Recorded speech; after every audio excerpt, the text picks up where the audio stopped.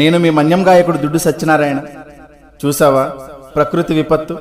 నీ మతం, నీ దేవుడు, నీ అధికారం, నీ గర్వం, నీ డబ్బు, నీ హోదా, నీ అహంకారం, నీ ఇల్లు కట్టుకునేటప్పుడు నువ్వు చూసే వాస్తు ముహూర్త బలం ఏది ఏది ఏది ఇక్కడ పనికిరాలేదు.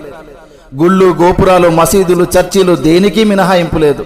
రాజు బంటు అనే తేడా లేదు. ప్రకృతి ముందు అంతా సమానమే అన్న విషయం గుర్తుపెట్టుకో. వాస్తవానికి ఒక పేదవాడు ఇల్లు కూలితే మహా అయితే చిన్న చిన్న గాయాలు మాత్రమే. అదే ధనవంతుడు ఇల్లు కూలితే కనీసం శవం కూడా దొరకదు. ఇది గుర్తుపెట్టుకో.